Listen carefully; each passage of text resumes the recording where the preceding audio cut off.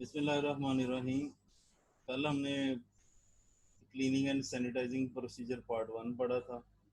इसमें हमने देखा था कि डिफरेंट टाइप्स के मेथड हैं क्लीनिंग और सैनिटाइजिंग के। प्रोसीजर वगैरह हैं जो फॉलो करते हैं फूड प्रोसेसिंग इंडस्ट्रीज। तो क्लीनिंग होती है removal of different types of soils and micro organism. Cleansing जो होती है वो रिमूवल ऑफ माइक्रो ऑर्गेनिज्म है। और जो सैनिटाइजेशन है वो रिडक्शन ऑफ माइक्रो ऑर्गेनिज्म है। इसे अकम्पलिश करने के लिए डिफरेंट प्रोसीजर्स हैं जो कि हम फॉलो करते हैं। तो मेथड्स ऑफ क्लीनिंग में टू टाइप्स ऑफ मेथड कल हमने एक कंप्लीट किया था, डिसमेंटलिंग एंड क्लीनिंग। डिसमेंटलिंग का मतलब होता है डिस्पर्स करना या ब्रेक अपार्ट, तो यानी उसे मुंतशिर वगैरह करना। जो सॉइल्स वगैरह डिफरेंट टाइप्स की हैं जो कि मौजूद हैं ऑन द प्लांट सर्फेसिस। तो इसमें डिफरेंट टाइप्स के जो क्लीनिंग डिवाइसेस हैं वो यूज़ होती हैं, like hand brushes, scraping devices और स्कोरिंग पैड्स। तो इसके अलावा ये जो प्रोसेस है ये छोटे जो इक्विपमेंट्स हैं उसके लिए सूटेबल है, जबकि अगर हम बड़े इक्विपमेंट्स वगैरह जैसे कि स्टोरेज टैंक्स वगैरह हैं या फर्मेंटेड टैंक्स वगैरह हैं तो उसके लिए ये सूटेबल नहीं है, क्योंकि ज़्यादा लेबोरियस हैं और ज़्यादा time consuming down time require है। यानी कि प्रोडक्शन को रोक के जो प्रोसेस किया जाता है क्लीनिंग के लिए, इसमें डिफरेंट टाइप के जो डिटर्जेंट वगैरह यूज़ करते हैं तो उसे डिफरेंट प्रेशर के साथ स्प्रे किया जाता है। इसके लिए स्टीम जेट्स वगैरह यूज़ होते हैं, specially use for the cleaning of the plant surfaces. तो ये स्टीम जेट्स जो हैं वो इनएफिशिएंट हैं in several food processing industry like meat, poultry and canning industries. तो फिर उसके लिए क्या किया जाता है, उसके लिए ये किया जाता है कि foaming and thickening agents use किए जाते हैं। जो फोमिंग एजेंट्स हैं वो फोम क्रिएट करते हैं जो सॉइल सर्फेसिस पे। तो जो फोम वगैरह है वो यानी इजीली रिमूव नहीं होती, यानी वो अडेयर कर जाती है सॉइल सर्विसेज के साथ। तो इसके अलावा जो जेलिंग एजेंट्स हैं ये भी यानी इसी एक मकसद के लिए होते हैं। जो जेलिंग एजेंट्स होते हैं ये एक्सपोजर टाइम जो डिटर्जेंट का है उसे इंक्रीज कर देते हैं। तो फिर ये जेलिंग और foaming agents both are very useful and give the evidence of the area actually contacted by the cleaning detergent। तो ये जो फोम और जेलिंग एजेंट्स होते हैं ये वाज और वर्किंग एरिया वगैरह के लिए यूज़ किए जाते हैं। जो डिफरेंट यानी जो दीवारें वगैरह जो हैं और जो वर्किंग सर्विसेज हैं, यानी ये काफ़ी लार्ज एरिया होता है तो उसे साफ करने के लिए foam gelling agents in addition with the detergent use किए जाते हैं। इसके अलावा जो क्लीनिंग इक्विपमेंट्स हैं उसमें काफ़ी ज़्यादा इक्विपमेंट्स यूज़ होते हैं जो कि मैनुअली या ऑटोमेटिकली यूज़ करते हैं फॉर द क्लीनिंग पर्पसेस। तो इसमें फर्स्ट ऑफ ऑल ब्रूम्स है, झाड़ू वगैरह, स्क्रैपर्स, कूचनी वगैरह, स्क्वीजीज, वाइपर वगैरह, मॉप्स वगैरह, जो डिफरेंट टाइप्स के यानी ये इक्विपमेंट्स हैं, बकेट्स, बाल्टियाँ वगैरह, यानी ये स्टैंडर्ड रिक्वायरमेंट्स हैं फॉर द फूड इंडस्ट्री। तो इसके अलावा जो पाउडरी सॉइल्स हैं उसे कंप्रेसर जेट की मदद से रिमूव किया जाता है। और जो हैं डस्ट डर्ट वगैरह उसे हम ये वैक्यूम क्लीनर की मदद से रिमूव कर सकते हैं। इसके अलावा टू फेस गन्स भी यूज़ होती हैं जो कि डिफरेंट टाइप्स की यानी कि एक में टू टू गन्स होती हैं, तो इस एक में यानी कि स्टीम वगैरह होती है और दूसरे में डिटर्जेंट होता है। तो ये इकट्ठा ही हम अप्लाई करते हैं at different pressures and temperature to remove the air services from the equipments. तो इसके जो डिसएडवांटेजेस हैं वो काफ़ी हैं। Disadvantages, dismantling plant is laborious and requires long period of down time, यानी कि काफ़ी लेबोरियस काम है और इसके लिए हमें डाउन टाइम जो रिक्वायर है वो काफ़ी ज़्यादा है। इसके अलावा अगर ये बार बार डिसमेंटलिंग वगैरह की जाएगी प्लांट सर्विसेज की तो इसमें जो है वो डैमेज होता है प्लांट, इसके चांसेस काफ़ी ज़्यादा हैं। तो अगर प्लांट डैमेज हो जाएगा तो फिर definitely maintenance cost will be there. और इसके अलावा जो लार्ज सर्फेसिस एरिया हैं तो उन्हें वो इनएफिशिएंटली यानी मसलन जो large passive vessel like fermentation tanks, storage tanks, spray dry chambers, calandry या evaporators, ये सारे ये inefficiently होते हैं, यानी कि जो प्रोसेस होता है क्लीनिंग का वो इनएफिशिएंटली होता है। तो आज का जो हमारा टॉपिक है वो है cleaning in place. Cleaning in place to prevent the disadvantages of dismantling. Cleaning cleaning in place has been developed for use in plants handling liquid foodstuffs such as dairy and beverage industries. तो different types के जो यानी कि different types के जो हैं ये dairy industry और जो बेवरेज इंडस्ट्री है, तो इसमें जो प्रोसीजर फॉलो किया जाता है वो क्लीनिंग इन प्लेस का है। तो ये क्यों फॉलो किया जाता है, क्योंकि जो डिसमेंटलिंग के डिसएडवांटेजेस हैं वो काफ़ी ज़्यादा हैं, तो इसलिए हम ये यूज़ करते हैं cleaning in place. These need frequent cleaning, hence CIP becomes economical for such industry. तो ये जो इंडस्ट्री है इसमें ये डाउन टाइम बार बार होता है, क्योंकि प्रोडक्शन साइकिल जो और डेली बेस पे तकरीबन होता है या आवर्स की बेस पे होता है, तो फिर यानी उसके बाद डाउन टाइम, तो फिर वो क्लीनिंग वगैरह जो इक्विपमेंट्स वगैरह हैं उनकी क्लीनिंग वगैरह, या जो पाइपलाइंस वगैरह यूज़ हो रही हैं फॉर डिफरेंट पर्पसेस, तो उनकी क्लीनिंग वगैरह के लिए ये यूज़ करते हैं। दिस प्रोसेस फास्टर, तो ये जो CIP का प्रोसेस है ये फास्टर है, लेस लेबोरियस है, इंटेंसिव है एंड मोर रिपीटेबल है as compared to the dismantling. It poses a risk the workers from hazards of chemical use. तो इसमें जो रिस्क ऑफ हेल्थ हैजर्ड हैं वो कम है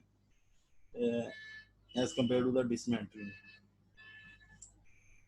In the CIP system, the food industry uses automated mechanized cleaning equipment that provide the desired mechanical force. तो जो ये mechanical cleaning equipments वगैरह यूज़ करते हैं, तो जिससे जो हमें फोर्स चाहिए होती है फॉर द डिटर्जेंट डिस्पर्शन, तो वो उसे मैकेनिकल फोर्स प्रोवाइड करते हैं। The piping system is design such as to allow pump circulation of cleaning agents under high pressure.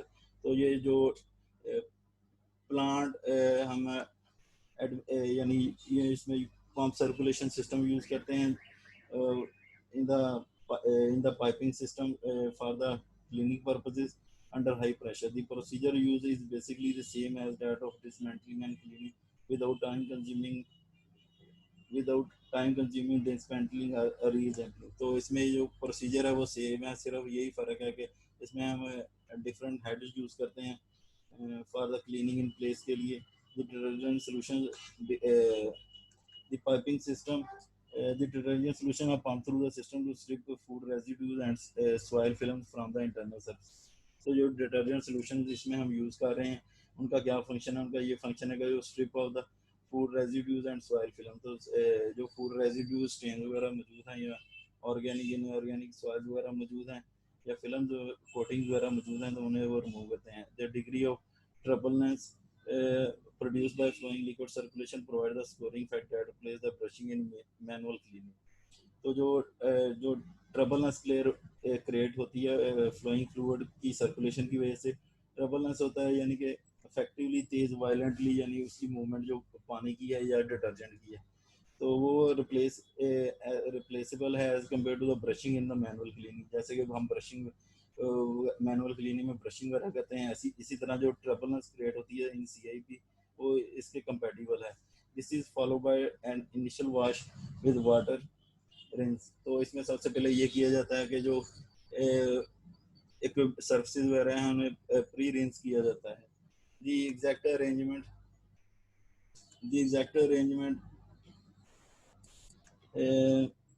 exact arrangement of the cleaning system depends on the complexity of the plant layout. Basically, a makeup of storage tank is linked to the system. तो जो storage tank या जो makeup system है, यानी कि उसे वो link किया जाता है सिस्टम के साथ, जिसमें यानी डिटर्जेंट वगैरह या स्टोरेज टैंक में हमने स्टोर किया था। Prior to cleaning the detergent and sterilise solutions are made up of to desired concentration in the makeup tank. तो क्लीनिंग से पहले जो हम हमारी जो कंसंट्रेशन की रिक्वायरमेंट है कि कौन सा केमिकल हमने यूज़ करना है एज ए डिटर्जेंट, तो उसे हम बना लेते हैं in the storage tank. Under normal operating condition this tank is well isolated to avoid the leakage of chemical solution into process stream. तो जो नॉर्मल फूड प्रोसेसिंग ऑपरेशन जब जा रहे होते हैं तो ये सेपरेट होता है, क्योंकि अगर लीकेज वगैरह हो जाएगी केमिकल्स की तो फिर वो कंटेमिनेशन के चांसेस ज़्यादा हैं। तो फिर ये नॉर्मल ऑपरेटिंग कंडीशन में ये जो टैंक होता है जिसमें ये हमने डिटर्जेंट का सोल्यूशन बनाया होता है, ये आइसोलेटेड फॉर्म में होता है with in the system empty. जब यानी कि प्रोडक्शन वगैरह का काम खत्म हो जाता है, डाउन टाइम शुरू हो जाता है एंड रेडी फॉर क्लीनिंग, और क्लीनिंग के लिए यूजेबल है after a production run cease the raw material storage tanks and product receive are isolated. तो जिस जहाँ प्रोसेसिंग का अमल हो रहा होता है मसलन रॉ मटेरियल स्टोरेज टैंक्स में या प्रोडक्ट रिसीविंग, तो वो आइसोलेटेड हो जाता है और जो क्लीनिंग सोल्यूशन है वो लिंक कर देते हैं। The desired solutions are circulated through the equipment and back to the storage tank on the sequential basis. तो जो हैं ये डिटर्जेंट वगैरह है ये सर्कुलेट करते हैं विद इन द सिस्टम, और ये सीक्वेंशियल होता है फॉलोड बाय लॉजिकल सीक्वेंस और आर्डर। तो यानी वो प्रॉपरली तरतीब के साथ वो मूविंग करते हैं within the system using by using circulation pumps, तो सर्कुलेशन पंप्स की मदद से। तो इसके बाद water are pass through the system to the drain. तो इसके अलावा जब ये डिटर्जेंट वगैरह हमने अप्लाई कर दिया होता है तो इसके बाद जो होता है पानी की मदद से इसे रिंजिंग वगैरह की जाती है ताकि जो केमिकल्स वगैरह के रेजिड्यूज हैं वो रिमूव हो जाएं, तो वो ड्रेन आउट हो जाते हैं। In alternate arrangement calculated quantity of detergent solution is pumped into A circulated water system using A measuring device. और इसके अलावा जो अल्टरनेटिव मेथड है उसमें ये है कि कैलकुलेटेड क्वांटिटी ऑफ डिटर्जेंट हम यूज़ करते हैं to pump in a circulatory system using a measuring device. The cleaning process can be made fully automatic by installing automatic valves and special timing system. तो यानी वो जो logic या तरतीब के साथ एक सिस्टम जो बनाया होता है उसमें हम इंस्टॉलिंग ऑटोमेटिक वाल्व, तो ऑटोमेटिक वाल्व यूज़ करते हैं जो कि डिटर्जेंट वगैरह को या पानी वगैरह को सिस्टम के अंदर दाखिल होने दें। This will also reduce the labour cost. तो इससे ये होता है कि जो हमारा लेबर कॉस्ट है वो बच जाती है, क्योंकि जो ऑटोमेटिक वाल्व हैं उसे जब हमने प्रेस करना है तो उसने ओपन हो जाना है, उसने डिटर्जेंट वगैरह वाटर वगैरह जो भी रिक्वायरमेंट है, गर्म वाटर पानी स्टीम जो भी हॉट वाटर कोल्ड वाटर जो भी हमारी रिक्वायरमेंट है कि कौन सा हम काम करना चाहते हैं, तो वो उस लिहाज से फिर हो जाती है।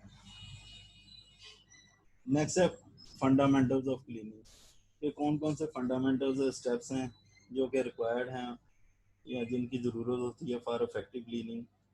तो cleaning and sanitizing are specialized jobs and must be undertaken by trained personnel. तो जो क्लीनिंग और सैनिटाइजिंग का प्रोसेस है तो ये एक ट्रेंड पर्सोनल की मदद से कंप्लीट होता है, क्योंकि उसे नॉलेज होगी कि कौन सा केमिकल किस किस्म की सॉइल के लिए यूज़ करना है, कौन किस तरह की उसकी नेचर है, और the final quality and safety of the product and the consumer depend on the large extent on how cleaning and sanitizing operation have been carried out।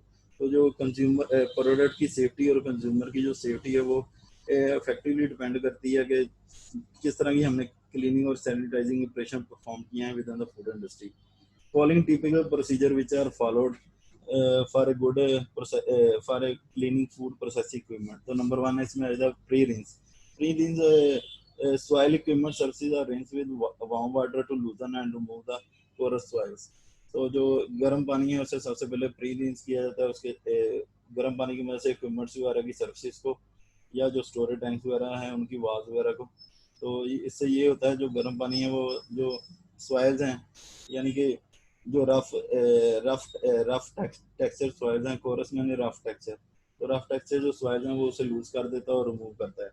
Next जो है वो क्लीनिंग साइकिल है। क्लीनिंग साइकिल में 4 steps आते हैं। तो number one है typically alkaline chemical solution use in first step. तो जो फर्स्ट स्टेप है उसमें हम अल्कलाइन केमिकल सोल्यूशन यूज करते हैं। This remove the organic soil. तो जो अल्कलाइन सोल्यूशन जो केमिकल सोल्यूशन है उसकी जो फंक्शन है वो ये है कि वो ऑर्गेनिक सॉइल्स को रिमूव करता है।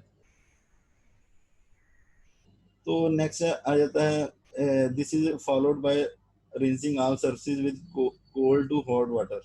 तो इसके बाद यानी कि जो अल्कलाइन सोल्यूशन के एप्लीकेशन के बाद जो हमने पानी यूज़ करना है वो गर्म या ठंडा जो भी है वो depending on the temperature of the cleaning cycle, यानी कि वो डिफरेंट टेम्परेचर्स पे हम डिटर्जेंट वगैरह अप्लाई करते हैं, तो वो उसकी बेस पे डिपेंड करेगा कि इधर हमने कोल्ड वाटर यूज़ करना है या हॉट वाटर यूज़ करना है। To thoroughly remove all remaining chemical solution and food soil residue, कि क्या इस पानी का या ठंडे या गर्म के इस्तेमाल का फ़ायदा ये होगा कि जो रिमेनिंग केमिकल सॉइल रेजिड्यूज हैं वो रिमूव हो जाएंगे, और इसके अलावा जो डिपॉजिट्स वगैरह हैं या डिफरेंट टाइप्स के जो फूड सॉइल रेजिड्यूज हैं वो जो विद इन लूजन हो चुके हैं उसे रिमूव करने के लिए हेल्पफुल है। नंबर थर्ड आ जाता है mild acid range of equipment follows to neutralize the alkaline residue left.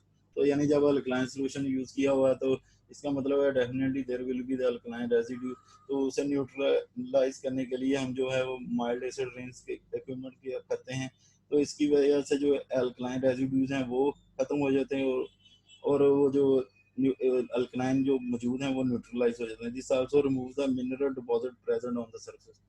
तो इसके अलावा जो इसका एक और फायदा ये भी होता है एसिड यूज करने का कि जो मिनरल डिपॉजिट्स हैं जो फूड प्लांट सरफेस पे मौजूद हैं तो उसे भी हम इफेक्टिवली रिमूव कर सकते हैं। तो नेक्स्ट है लास्ट वन है the last step involve sanitizing all equipment services. तो जो लास्ट स्टेप है उसमें ये आता है कि जो सैनिटाइजिंग का जो प्रोसीजर है वो उसे फॉलो किया जाता है। In this operation the application time and concentration of sanitizer are official significance for optimum result. तो जो सैनिटाइज एप्लीकेशन है उसमें टाइम और कंसंट्रेशन ऑफ सैनिटाइजर ये बहुत ज़्यादा क्रिटिकल इंपॉर्टेंट है फॉर ऑप्टिमम रिजल्ट, कि हम ऑप्टिमम रिजल्ट कैसे अचीव कर सकते हैं। तो स्टेरिलाइजेशन या सैनिटाइजेशन जो है वो हम जानते हैं कि डिफरेंट तरीक़ों से हम कर सकते हैं, मसलन थर्मल है, केमिकल है और रेडिएशन है। तो इसके नेक्स्ट आ जाता है फैक्टर्स इन्फ्लुएंसिंग द क्लीनिंग। तो there are 4 interrelated factor which affect the cleaning and sanitizing process. 4 factors हैं जो कि मेनली क्लीनिंग और सैनिटाइजिंग प्रोसेस को अफेक्ट करते हैं। When designing the procedure these factors need to be carefully consider. तो जो सा भी हमने प्रोसीजर यूज करना है फॉर क्लीनिंग तो उसके लिए जो फैक्टर हैं उसे हम ये जो फैक्टर हैं अंडर बिलो तो इसे हम देखेंगे कि कौन कौन से हैं जिसे हम केयरफुली कंसीडर करेंगे। नंबर 1 है contact time. the longer a cleaning solution remains in a contact with the equipment surface, अगर एक इक्विपमेंट सरफेस पे जो क्लीनिंग सोल्यूशन हम यूज कर रहे हैं वो ज्यादा देर तक रहेगा यानी एक्सपोजर टाइम उसका ज्यादा होगा, greater the amount of food soil remove. तो जो फूड सॉइल रिमूव हो रही है वो जो फूड सॉइल रिमूव हो रही है वो ज्यादा होगी, क्योंकि जो एक्सपोजर टाइम है वो ज्यादा है तो फिर वो सॉइल को लूजन और रिमूव ज्यादा करेगा। Increasing time reduce the chemical concentration requirement. तो अगर यानी कि इंक्रीजिंग टाइम यानी सरफेस पे जो टाइम है उसका केमिकल का या डिटर्जेंट का वो ज्यादा है, तो फिर इसका मतलब ये है कि जो कंसंट्रेशन रिक्वायर है वो हमें कम है। अगर हमें टाइम यानी कम में उसे फॉलो करना है तो फिर कंसंट्रेशन हमें बढ़ानी पड़ेगी। अगर टाइम ज़्यादा स्पेंड कर रहा है डिटर्जेंट तो इसका मतलब है कंसंट्रेशन रिक्वायरमेंट कम है। सेकंड आ जाता है टेम्परेचर ऑफ डिटर्जेंट सोल्यूशन। तो soils are affected by varying degrees by temperature. तो जो सॉइल वगैरह हैं वो वेरी करती हैं डिफरेंट टेम्परेचर वगैरह से। In the presence of a cleaning solution, most soils become readily soluble as the temperature is raised. तो बहुत सारे जो सॉइल्स हैं जब उन पे क्लीनिंग सोल्यूशन अप्लाई किया जाता है तो अगर क्लीनिंग सोल्यूशन का जो टेम्परेचर है वो ज़्यादा होगा तो effectively remove the soils. Number third है nature and chemical concentration of detergent solution. तो किस तरह का यानी कि नेचर होनी चाहिए डिटर्जेंट की और उसकी केमिकल कंसंट्रेशन कैसी होनी चाहिए। Chemical concentration varies depend upon the chemical itself. जो केमिकल कंसंट्रेशन है वो वेरी करती है और डिपेंड करती है कि केमिकल कैसा है और टाइप ऑफ फूड सॉइल और फूड सॉइल जिस पे जो डिटर्जेंट हम अप्लाई कर रहे हैं वो कैसी है। इसके अलावा and equipment to be clean, और इक्विपमेंट की सरफेस कैसी है कि कैसा इक्विपमेंट है, किस तरह की यानी कि हम उसे किस तरह का यानी मटेरियल से बना हुआ है। तो ये सारी चीज़ें मैटर करती हैं। इसके बाद आ जाता है concentration is normally reduce as time and temperature increase. तो जो कंसंट्रेशन है अगर वो रिड्यूस होगी क्योंकि अगर टाइम ज़्यादा होगा तभी रिड्यूस होगी, और टेम्परेचर अगर ज़्यादा हो तभी कंसंट्रेशन है वो कम होगी। नंबर फोर्थ लास्ट पे जो आता है वो है मैकेनिकल फोर्स। जो मैकेनिकल फोर्स है, mechanical force is apply to depends on the nature and thickness of the soil film. यानी मैकेनिकल फोर्स इसलिए अप्लाई की जाती है ताकि जो ये इफेक्टिवली रिमूव कर सकें जो सॉइल वगैरह प्रेजेंट है। अगर यानी कि वो नॉर्मल प्रेशर के साथ हम डिटर्जेंट वगैरह अप्लाई करेंगे तो वो इजीली रिमूव नहीं होंगे। तो जो अगर वो फोर्सफुली अप्लाइड करेंगे जैसे कि लफ्ज मैंने बोला था ट्रबलेंस, तो यानी कि वो फिर effectively remove करेंगे. It can be simple hand scrubbing with a brush or turbulent flow and pressure inside a pipeline. Mechanical force aids the soil removal and typically reduce the time, temperature and concentration required. तो अगर mechanical force ज़्यादा होगी तो वो effectively soil को remove करेगी and typically reduce the time, temperature and concentration requirement. और इसके अलावा जो टाइम रिक्वायरमेंट है, क्योंकि मैकेनिकल फोर्स ज़्यादा होगी तो थोड़े टाइम में इफेक्टिवली रिमूव करेगी और टेम्परेचर भी वो रिक्वायरमेंट कम होगी और इसके अलावा जो कंसंट्रेशन रिक्वायरमेंट है वो भी कम होंगे. इसके अलावा ये एंड लास्ट पे जो हैं वो डिफरेंट अदर फैक्टर्स हैं which might be consider important. इनमें आ जाता है corrective detergent selection, concentration and temperature, pipeline size and quality of water. These are also some important. The ability of detergent to remove soil deposit is a given system depend upon its nature and composition. तो जो detergent की effectiveness है वो depend करती है कि उसकी nature कैसी है और उसकी कंपोजिशन कैसी है. Corrective detergent must be selected after laboratory trials with the type of amount of the soil in the process. तो जो हमने केमिकल हमने यूज करना है तो उससे सबसे पहले लेबोरेटरी ट्रायल से गुजारा जाता है ताकि जो सॉइल है वो इनकाउंटर कर सकें कि किस कंसंट्रेशन पे कितनी सॉइल को हमने इनकाउंटर किया है. The rate reaction between soil and detergent is bound by the solution concentration and temperature. तो जो रिएक्शन होता है सॉइल के साथ डिटर्जेंट का, तो उसमें जो कंसंट्रेशन और टेम्परेचर इन दोनों का बहुत ज़्यादा अहम रोल होता है. तो with the CIP, the degree of turbulence is promoted and circulation time will influence the scoring effect produced by falling liquid stream. It is the scoring factor which replaces the brushing manual cleaning. The next is the piping system. The piping system there should be designed so as to produce high Reynolds numbers in the circuit.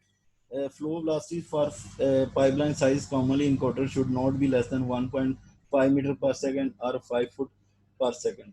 तो यानी ये different flow velocities हैं जो कि liquids की major की जाती है, तो ये भी यूज होनी चाहिए. इसके अलावा नेक्स्ट लास्ट है the quality of water. The quality of water supply to the plant must be chemically and bacteriologically acceptable. तो जो पानी हमें यूज करना है वो पोर्टेबल हो और उसमें ना कोई केमिकल्स वगैरह या कंसंट्रेशन ऑफ हार्ड मिनरल्स, इसके अलावा जो वायरसेस बैक्टीरिया वगैरह मौजूद हैं वो कम एक्सेप्टेबल लेवल पे होने चाहिए. The detergent may be added to the salt water. जो डिटर्जेंट हमें यूज करना है वो कोशिश यही करनी है कि सॉल्ट वाटर में यूज किया जाए. But if the mineral content of the water is high, अगर यानी कि उसमें मिनरल कंटेंट वगैरह ज्यादा है तो then water conditioner will be use. क्योंकि जो मिनरल कंटेंट अगर ज्यादा होगा तो फिर जो डिटर्जेंट की एफिशिएंसी है उसे इफेक्ट करेगा. तो इसलिए हम चिलेटिंग या सिक्वेस्ट्रिंग एजेंट्स यूज करते हैं जिसे वाटर कंडीशनिंग एजेंट्स भी कहते हैं. तो सोडियम पॉलीफॉस्फेट, ये इनका फंक्शन क्या होता है कि ये कम्प्लेक्स बना देते हैं जो हार्ड आयन होते हैं. तो and the cleaning and sterilization solutions can be mixed together and circulated where soil deposits are not great. तो क्लीनिंग और स्टरलाइजेशन सॉल्यूशन को हम मिक्स करके भी यूज कर सकते हैं और सर्कुलेट करते हैं जहां सॉइल डिपॉजिट इतनी ज्यादा नहीं होते उन सरफेस पे.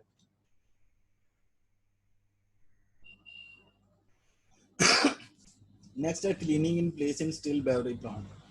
स्टिल बेवरेज प्लांट फर्स्ट क्या होता है कि still beverage plant means non alcoholic beverage which includes flavour water, juices, tea, coffee, sports drinks वगैरह. तो इसे कहते हैं still beverage plant. In still beverage plant fruit pulp, sugar, acidulants, colours and flavours are normally use. तो ये different types के जो ingredients हैं ये यूज होते हैं स्टिल बेवरेज प्लांट्स में. Some plants don't imply fruit pulp at all. कुछ प्लांट्स ऐसे भी होते हैं जो कि पल्प को यूज नहीं करते. विद द टेट्रापैक सिस्टम, ये कि टेट्रापैक सिस्टम है, ये टेट्रापैक सिस्टम है क्या?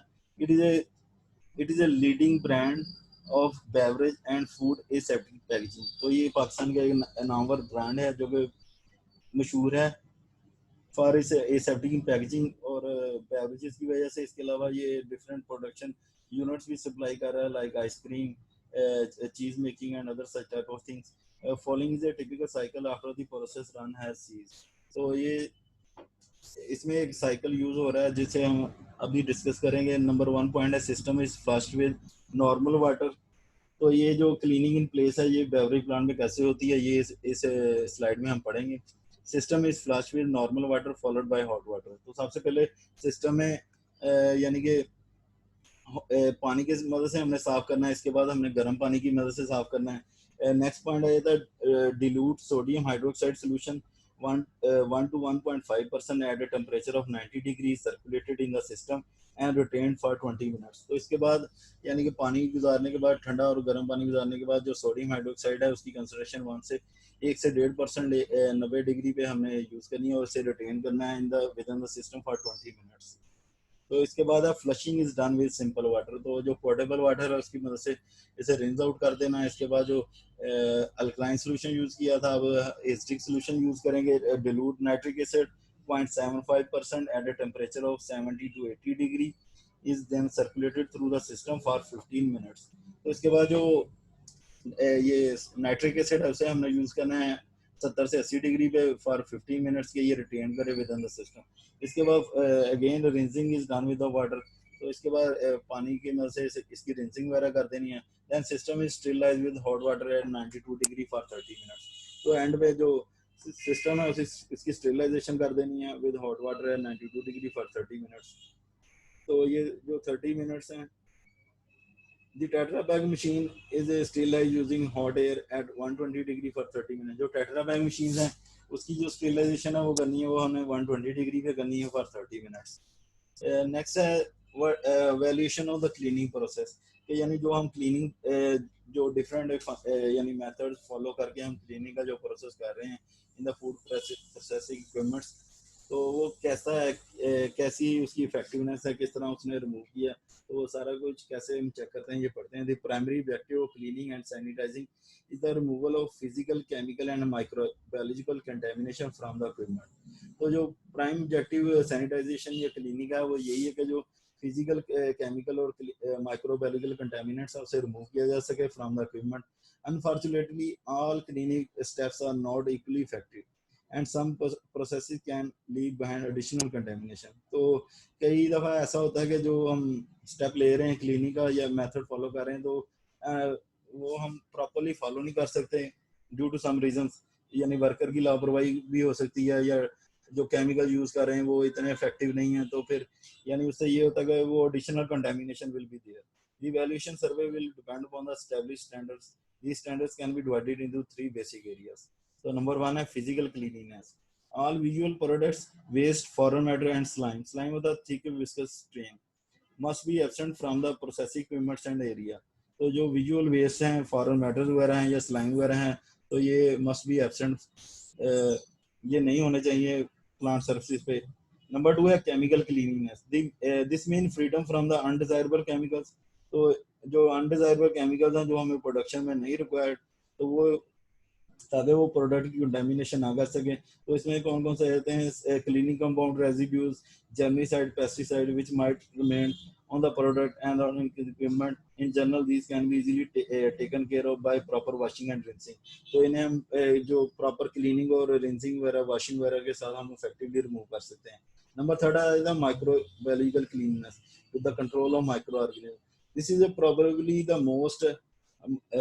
Most dominant factor in the sanitation. तो ये मोस्ट डोमिनेंट फैक्टर है सैनिटेशन के लिए। जो ये माइक्रो ऑर्गेनिज्म है यही मोस्टली ट्रबलनेस कॉज करते हैं और spoilage of the food create करते हैं। It is controlled by the amount of micro organism, it is controlled by the amount of microorganisms that might be present on the product in the equipment, building and people। तो जो product पे मौजूद हैं या equipments वगैरह पे मौजूद हैं, बिल्डिंग पे या जो लोग काम कर रहे हैं वहाँ उस पे भी माइक्रो ऑर्गेनिज्म में भी मौजूद हों, तो दीज में भी control through proper sanitizing clean up. तो यानी डिफरेंट टाइप्स के जो सैनिटाइजिंग क्लीन अप स्टेप्स होते हैं वो हम यूज करते हैं for effective removeness of the micro organism. Last, a laboratory equipped to assist the housekeeper or sanitarian is must, and the standard of cleanliness must be a part of minimum specification for the operation of a food processing plant। तो जो सैनिटेरियन या housekeeper है जो जिसके यानी कि जिम्मेदारी होती है कि वो प्लांट पे इफेक्टिव सैनिटाइजेशन को अकम्प्लिश कर सके, तो उसके लिए लैब विद इक्विपमेंट्स वो बहुत ज़्यादा ज़रूरी है। The standards of cleanliness can be established through the quality assurance personnel। तो जो उसे रन करता है वो क्वालिटी एश्योरेंस पर्सोनल है, वो well should be well knowledge about the all types of the quality assurance steps and the standards. Chemicals and microbial tests are required to determine the efficacy of the process. तो different types के जो chemical और microbiological test perform किए जाते हैं कि जो efficacy of the process यानी कि क्लीनिंग जो और सैनिटाइजेशन है उसकी इफेक्टिवनेस कैसी है उसे मेजर करने के लिए डिफरेंट केमिकल और माइक्रोबायोलॉजिकल टेस्ट वगैरह किए जाते हैं. Direct surface samples and ring samples are used for this analysis. Electronscopy जो फर्स्ट जो है वो ऐसे है वो स्पेक्ट्रोस्कोपी फॉर केमिकल एनालिसिस है जिसे शॉर्टली ESCA भी कह देते हैं. Electron spectroscopy for chemical analysis is a surface analysis tool that is useful for evaluating cleaning process. तो ये एक analysis tool है जो कि हम use करते हैं for evaluating cleaning process. ESCA is able to quantify the concentration of elements species expect hydrogen and helium, thus making it possible to monitor the efficiency of contamination removal as a function of cleaning process. तो जो ESCA है ये quantify करता है concentration of different elements के सिवाय hydrogen और helium के. इसके अलावा जो तमाम एलिमेंट्स हैं उसे तकरीबन ये क्वांटिफाई कर सकता है. तो इसकी मदद से हम ये गैस कर लेते हैं कि ये एलिमेंट्स वहाँ मौजूद हैं तो ये कंसंट्रेशन ये फलानी टाइप की सॉइल जो है वो वहाँ मौजूद है यानी इस टाइप की जो सॉइल है वो वहाँ मौजूद है. नेक्स्ट आ जाता है बायोलुमिनेसेंस एसे. तो इसमें सबसे पहले बायोलुमिनेंस क्या होता है. Bioluminescence is the production and emission of the light by living organism for example some fungi and bioluminescent bacteria. तो यानी कुछ बैक्टीरिया और फंजाई ऐसे होते हैं कि जो जिनकी सरफेस पे स्पॉट्स वगैरह होते हैं या जो लाइट्स वगैरह लाइक फायरफ्लाई ट्रेल तो इस तरह यानी लाइट एमिट करते हैं. ATP bioluminescence monitoring is an emerging technology that is having an impact on plant sanitation practices. तो जो ये ATP बायोलुमिनेंस मॉनिटरिंग इमर्जिंग टेक्नोलॉजी है जो कि प्लांट सैनिटेशन प्रैक्टिस को मेजर करती है. This method is based on the detection of the compound ATP. तो ये एडिनोसिन ट्राइफॉस्फेट कंपाउंड है जो कि सारे लिविंग ऑर्गेनिज्म में मौजूद होता है. It is a vital part of the energy metabolism यानी कि जो भी हम डिफरेंट टाइप्स की जो एनर्जी हमें मिलती है वो ATP के फॉर्म से मिलती है ऑल लिविंग ऑर्गेनिज्म में. So it is this ATP that released and detected by standard bioluminescence assay. In the presence of luciferase enzyme, ATP reacts with luciferin and oxygen to emit a photon of a yellow-green light similar to that of firefly. तो ये लूसीफेरन और oxygen के साथ मिलके एक photon create करता है जो कि येलो ग्रीन लाइट की तरह का होता है. और ये ऐसे होता है जैसे फायरफ्लाई टेल होती है. ये एक बीटल होती है यानी जिसके डिफरेंट टाइप के स्पॉट्स वगैरह होते हैं या वो मिट करती है लाइट वगैरह. जो लूसीफेरन है it is a generator for the light emitting compounds found in the organism that generate bioluminescence. So this helps to detect the presence of food soils or bacteria on the plant surfaces and thus measure the effectiveness of cleaning effort. तो ये detect करता है जो food soils हैं ये जो residues रह गए हैं या बैक्टीरिया वगैरह मौजूद हैं प्लांट सर्फेस पे या डिफरेंट सॉइल वगैरह या क्लीनिंग एफर्ट्स की जो इफेक्टिवनेस है उसे मेजर करता है.